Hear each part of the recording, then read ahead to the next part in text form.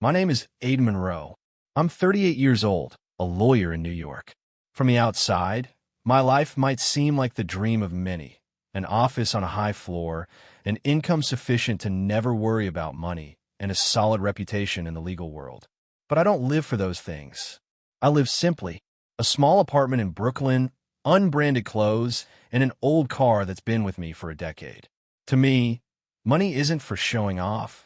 It's for ensuring that the people I love never go without. My parents, George and Martha Monroe, live in a small suburban town in Ohio. They're retired, and I want them to enjoy these years without any worries. Since my career stabilized, I've given them a credit card, telling them to use it freely, buy good food, travel, or fix up your old house. They always say, "Thank you, Aiden," but I know they don't truly understand what I've done to earn that money. To them, I'm just the successful son, a vague label they proudly mention to the neighbors. Then there's Samuel, my younger brother, 6 years my junior. He just returned from Japan after nearly a decade of studying and working. Samuel has always been the center of attention in our family. As a child, he was the witty kid who knew how to make our parents laugh, and he was spoiled more than I was. I don't hold it against him. I'm the eldest. I'm used to stepping aside. But sometimes I wonder if my parents truly see me, or if they only see my role, the provider, the one who carries the load. I remember when we were young, sitting at the kitchen table doing homework while Samuel ran around outside, free from the pressure to study like I was. Mom would bring him cookies, her face beaming, while I got a pat on the shoulder and a "study hard, Aiden." I don't resent it, but those moments are etched in me like a small scratch that never fully heals. Samuel came back on an autumn afternoon, bringing stories of Tokyo, its streets glowing with neon lights and the graphic design contracts he'd signed. My parents lit up as if he were the only son walking into the house. I stood there in the corner of the living room, smiling, but something in my chest quietly ached. I told myself, he's been gone for so long, they're just happy. But that feeling, no matter how I tried to bury it, smoldered like a tiny ember. I had arranged everything for the reunion dinner. I set up a big table in my parents' house, ordered food from their favorite restaurant, and even bought an expensive bottle of wine I knew Dad liked. When I arrived, my parents were busy hugging Samuel, listening to his stories about his trips to Kyoto. I set the bags down, went to the kitchen, and started setting the table. No one noticed. I didn't expect them to thank me, but a glance, a question about me, might have been enough. The dinner began, and the family gathered around Samuel. He talked about his big projects, his small but stylish apartment in Shibuya, and how he'd learned the art of Japanese tea making. Everyone laughed, marveled, while I sat there sipping wine, nodding along to his stories. At one point, I tried to share about a major case I'd just won, an environmental lawsuit that took 2 years. Dad only mumbled a response before turning to Samuel. "So, are you planning to open a studio here?" I smiled, swallowed the pang of hurt, and told myself, "It's fine, Aiden. They're just excited." That night, driving back to Brooklyn, I looked at the city through the window, its lights blurred in the rain. I thought about my parents, about Samuel, about the years I'd worked tirelessly to be someone they could rely on. I don't need them to sing my praises, but I want them to see me, not as a money-making machine, but as Aiden, their son, Samuel's brother. The discovery. The weeks following the reunion dinner, I tried to slip back into my usual routine. The office, the courtroom, late nights hunched over my laptop with a cold cup of coffee. It was all familiar, like a safe loop, but something was off. Like a discordant note in a symphony I'd played for too long. I couldn't stop thinking about my parents, about Samuel, and about their gazes at the dinner, as if I were merely a shadow in my brother's story. Then the credit card bill arrived. I usually don't check it closely, just skim through to ensure there are no errors. My parents have used the card for years, mostly for small things, groceries, plumbing repairs, or a short trip to Lake Erie. The amount rarely exceeded $2,000 a month. But this time, the number on the screen made me pause, my coffee cup frozen midair. $5,000. I frowned, pulling up the transaction history. A series of unusual charges, high-end restaurants, a furniture store, and a large transaction at a car dealership. I told myself maybe my parents were renovating the house or planning something for Samuel. I call Mom. Aiden, why are you worrying? Her voice was gentle but slightly rushed. Just a few things we needed to buy, you know? Samuel's back, and there's a lot to take care of. What things, Mom? I try to keep my voice calm, but my chest felt heavy. $5,000 isn't a small matter. Can you explain? She laughed, the kind of laugh I knew she used to change the subject. Oh, Aiden, you're always so serious. Don't worry, everything's fine. Then she pivoted to ask about my work, as if my question had never existed. I hung up, a sense of unease rising like a wave. The next month's bill arrived, and this time it was $15,000. I sat in my apartment, the dim yellow light casting shadows on the dining table where I spread out the statements. There was a large charge at a real estate company and several others at luxury stores I knew my parents would never visit. I called again, this time Dad. Dad, what's going on with the credit card? $15,000 in a month. He sighed through the phone, his voice tinged with irritation. Aiden, don't make a big deal out of it. Just some necessary things. You make good money, don't you? What's the harm in letting us use a little? I bit my lip, swallowing the words I wanted to say. I just want to know where the money's going, Dad. I'm not being stingy, but I need to understand. It's just family matters, Aiden. Don't ask too much. Then he hung up. I sat there staring at the darkened phone screen, feeling as if someone had punched me in the chest. Family matters. The phrase echoed in my mind, but it didn't bring the warmth it once did. It felt like a wall, keeping me from the truth. The revelation. The following month, the bill skyrocketed to $50,000. I didn't call again. I couldn't bear the way my parents dodged my questions, the way they made me feel petty for wanting the truth. I started digging deeper, downloading the full transaction history to my computer. The charges were no longer random. They followed a pattern. A large sum at a BMW dealership, another at a real estate company, and several others for watches and designer clothes. My blood boiled, but I told myself to stay calm. There had to be an explanation. Surely my parents wouldn't. I began to suspect. So I logged into Facebook and checked Samuel's profile. There was a photo of him standing in front of a new BMW, his smile radiant, with the caption, "Welcome to the new chapter." I scrolled down, my heart pounding. Another post a few days later. Samuel posing in front of a modern house with gleaming glass doors, captioned, "New house, new life. Thanks to those who always support me." Mom's comment below, "So proud of you, Sammy." I slammed my laptop shut, my breathing heavy. I didn't want to believe it, but the numbers didn't lie. I cross-checked the dates on Samuel's post with the transactions on the card. They matched perfectly. The car, the house, all paid for with money from my credit card. My money. That night, I didn't sleep. I sat on the couch, staring out the window, the city lights flickering like wordless questions. Why didn't my parents tell me? Why did they use my money to buy those things for Samuel without even asking me? I thought about the years I'd slaved away, the sleepless nights finishing case files, the way I lived frugally so my parents could live comfortably. And now I felt like a fool, a tool exploited. I wanted to scream, to call my parents right then and demand an explanation. But I didn't. I just sat there in the darkness, the pain spreading like ink on paper. I knew I had to confront them. The confrontation. The next morning, I didn't go to work. I called in sick, a rarity that surprised my assistant. Over the phone, I drove to Ohio, 4 hours on the highway, my mind swirling between anger and hurt. I didn't call ahead. I didn't want to give my parents time to prepare their answers. I needed the truth, and I needed to hear it directly from them. When I arrived, my parents were in the backyard. Mom watering plants, Dad sitting in a chair reading the newspaper. They looked at me, surprised, but showed no signs of concern. Aiden, why didn't you let us know you were coming? Mom set down the watering can, wiping her hands on her apron.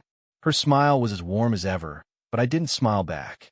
We need to talk, I said, my voice harder than I intended. About the credit card.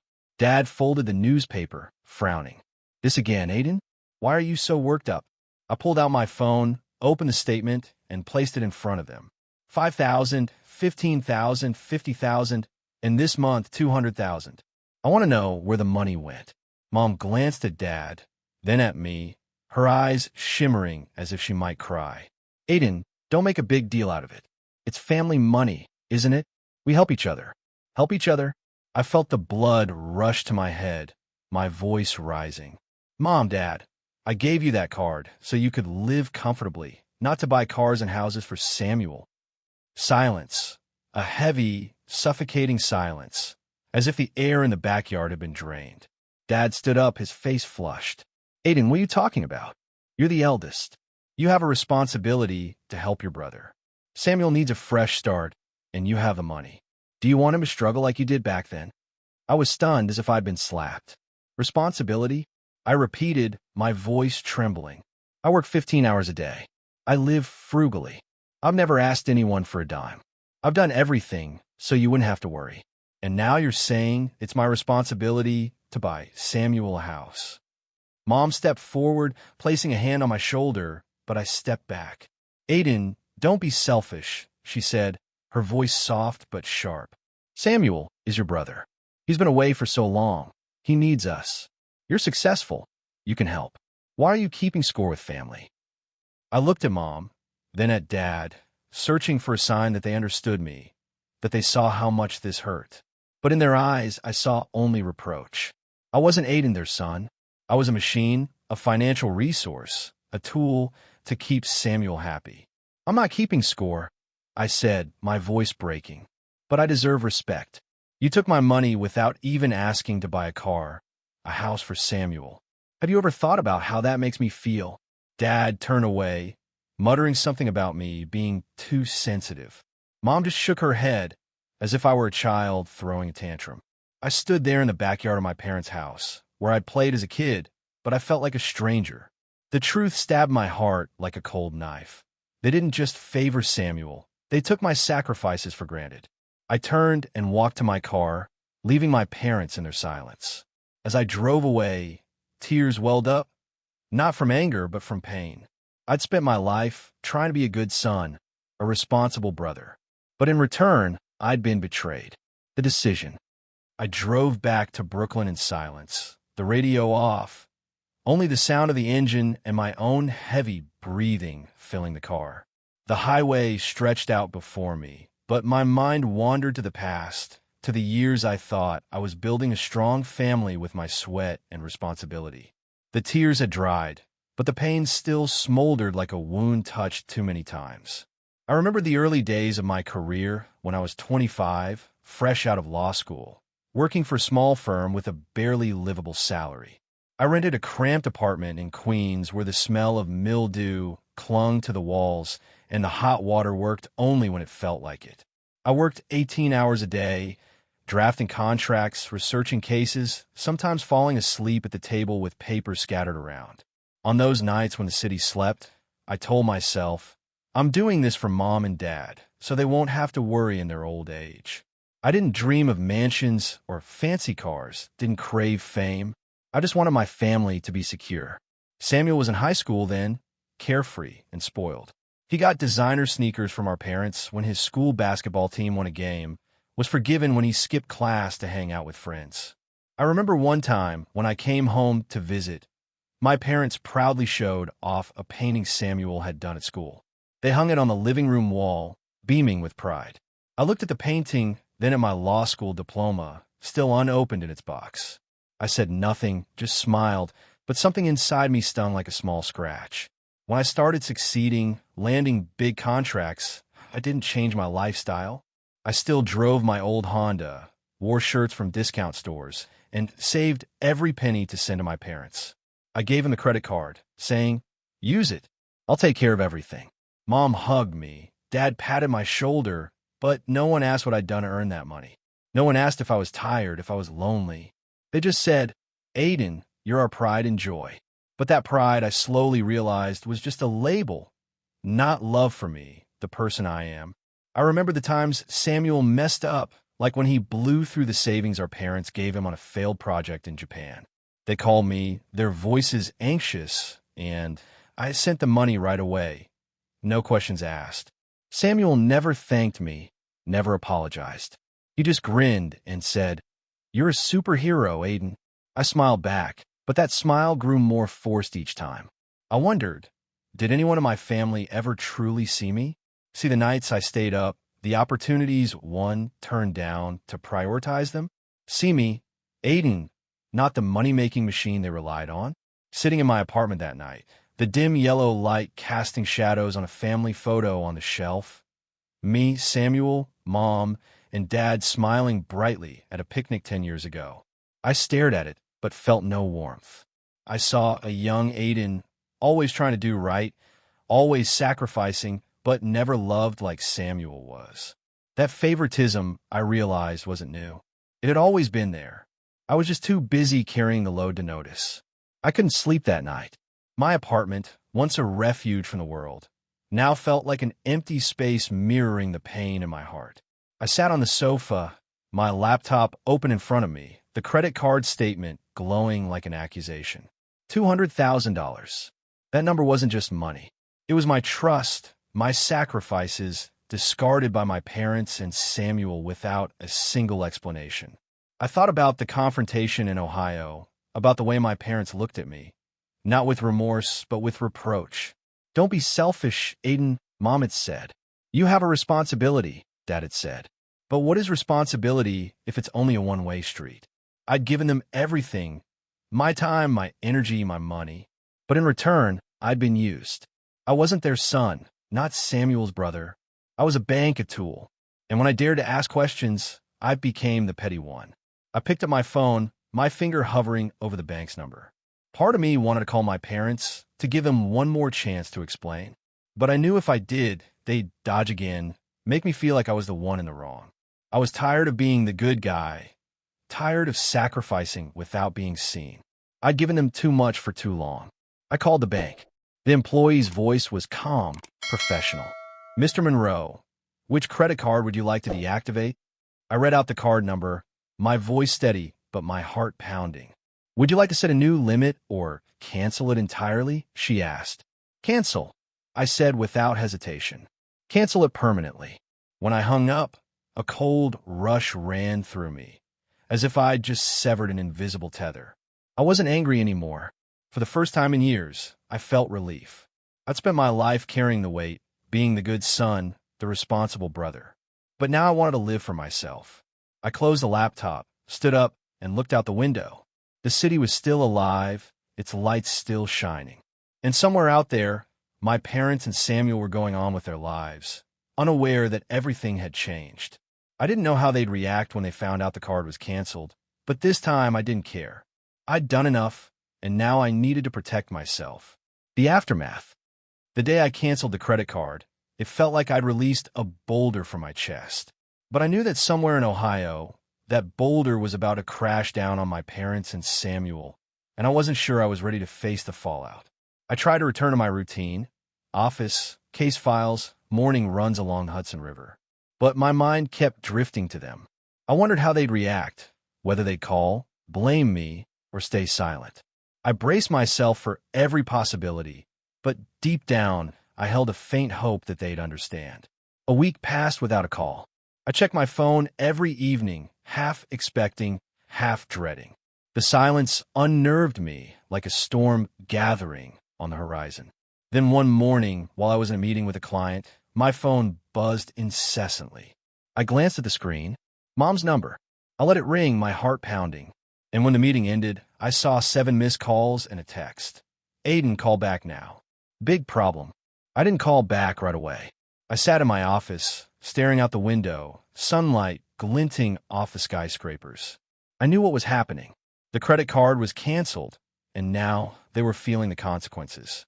I took a deep breath and dialed. Mom, Aiden. Her voice came through, frantic and trembling. What's wrong with the card? We needed money to pay bills, and the bank says it's not working anymore. I canceled it, Mom. I said, my voice calm though my chest felt heavy. I told you, and Dad, I didn't agree with how you were using the money. I can't keep doing this. But Aiden, you don't understand. She was almost shouting. Samuel needs money to pay off the house. The bank is threatening to foreclose. You can't abandon your brother like this. I bit my lip, anger rising, but I kept my voice steady. Mom, I'm not abandoning anyone, but I'm not Samuel's bank. He bought a house, a car with my money, and no one asked me. Now, he has to take responsibility. Mom started crying, her sobs making me falter for a moment. Aiden, how can you be so cold? We're family. You have money. You're supposed to help. I stayed silent, letting her words echo. Family. That word used to mean everything to me, but now it felt like an excuse for exploitation.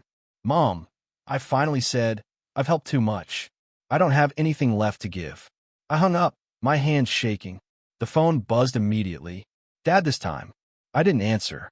I couldn't bear another argument, more accusations that I was selfish, that I was betraying the family. I silenced the phone, shoved it into a drawer, and tried to focus on work. But my mind was blank. A few weeks later, I heard news from a mutual friend of Samuel and mine. Samuel's new house had received a foreclosure notice from the bank. He couldn't afford the loan payments, and my parents, without my credit card, had no way to help. Samuel started selling off belongings, the TV, furniture, even the shiny BMW he'd flaunted on Facebook. I thought I'd feel vindicated, but I didn't. I just felt empty, like I was watching a family I once loved collapse from a distance. My parents called a few more times, leaving long voicemails, some pleading, others angry. Aiden, you've ruined Samuel's life, Dad shouted in one message. You're his brother. How can you be so heartless? I listened, then deleted them without responding. I didn't want to argue, didn't want to explain. I made myself clear, and now I needed to stand by my decision. Samuel didn't call. I wasn't surprised. He was always good at dodging responsibility, letting our parents clean up his messes. But I heard through friends that he was struggling. His design work was unsteady, and the lavish lifestyle he'd built with my money was now a burden. Part of me pitied him, but a larger part was just exhausted. I didn't ruin Samuel's life. He and our parents did that themselves. That night, I sat in my apartment, looking out at the city. New York was still alive, still buzzing, but I felt detached, like I no longer belonged anywhere. My parents and Samuel were facing the consequences, and I knew they blamed me. But for the first time, I didn't feel guilty. I'd done the right thing, not for them, but for myself. Rebirth and new beginnings. After canceling the card, I felt a strange void. It wasn't pain or anger, but a stillness, as if I'd stepped out of a stifling room into fresh air. For the first time in years, I didn't have to worry about my parents, Samuel, unexpected bills, or the invisible responsibilities weighing on my shoulders. It was just me, and that was both terrifying and liberating. I began to change, not in grand ways, but in small steps, as if relearning how to live. I stopped checking my phone every hour, stopped waiting for accusatory messages from my parents. I spent evenings reading books, listening to jazz, or walking along the Hudson River, letting the city lights remind me that life goes on. I realized I'd neglected myself for too long, living like a machine to serve my family, forgetting that I too deserved happiness. One day, I stood in front of the mirror in my apartment, looking at the 38-year-old man with a few gray hairs and tired eyes. I thought about the old Honda that had been with me for 10 years, the cheap clothes I wore to save money, the small apartment with its worn furniture. I'd lived simply, not because I didn't want more, but because I thought my money should go toward my parents' comfortable retirement. But now I wanted to live for myself. I went to a car dealership one weekend afternoon. The salesman, a young guy, showed me around rows of gleaming vehicles. I didn't choose a BMW like Samuel's. I didn't need to prove anything to anyone. I picked an Audi Q5, silver gray, understated but powerful and reliable. As I signed the contract, I felt a strange thrill like a kid buying his first toy. Driving home with the windows down, the wind rushing in, I laughed out loud to myself for the first time in ages. Next, I decided to buy a new apartment. I found a place in Brooklyn Heights, not too far from my old one, but more spacious, with large windows overlooking the Manhattan skyline. I signed a mortgage, a decision I would have once considered reckless, but now I wasn't afraid. I wanted a space of my own, a place to start over, free from the shadow of bills or family expectations.